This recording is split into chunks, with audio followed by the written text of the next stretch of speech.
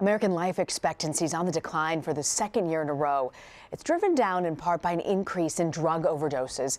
It's the first time life expectancy has fallen 2 years in a row since the early 1960s. Overdose death rose to more than 63,000 people in 2016. It's a 21% surge, and the CDC says deadly synthetic opioids are a major factor. Lenny Bernstein, health reporter for The Washington Post, joins me now to talk all about this. So, Lenny, what's behind the rise? Well, what's behind the rise is the opioid crisis.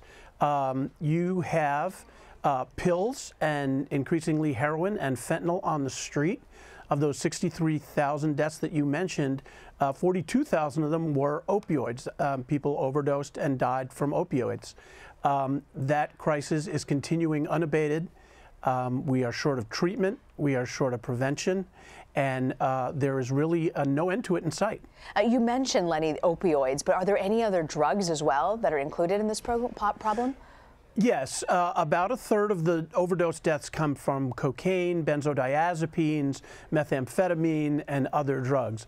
But the big driver is opioids. And we know that Attorney General Jeff Sessions just announced a new position, a sort of opioid czar at the Department of Justice. What is the law enforcement role in all of this? Well, there's lots of law enforcement roles, plural.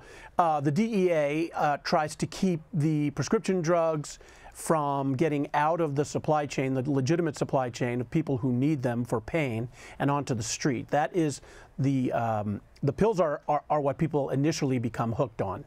And then you have local law enforcement, which is up against it now, running, from pillar to post with responding to the overdoses that they see on the street. And then you have this influx of heroin cut with fentanyl that is killing people on the streets of America across the entire country. You did some reporting along with 60 Minutes particularly about Congress's role in all of this. Are they doing anything to really help?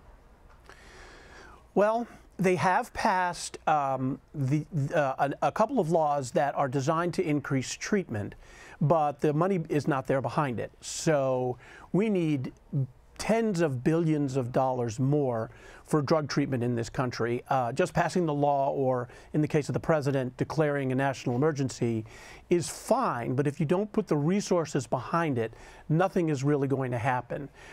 Congress also, as you mentioned, last year weakened the DEA's weapons against some of these pharmaceutical companies. There has been some conversation on Capitol Hill about repealing or amending that law, but so far that hasn't happened. What about the pharmaceutical industry? I mean, are we just supposed to expect them to self-regulate and self-police? That is the law. Distribution companies have an obligation under the law to report to the DEA if they see suspicious frequency or patterns or amounts of drugs being ordered by dispensers, mostly pharmacies, but in some cases hospitals and others. That's their job. That's the law. They say it's difficult for them and that they're trying their best, and they've spent millions and millions and millions of dollars doing it. I have no doubt. But the system is not working right now, and the law requires that they do that. You say the system's not working. I know it's really impossible to predict the future, but given the conversation around this issue, do you just expect this problem just to continue to grow in the coming year?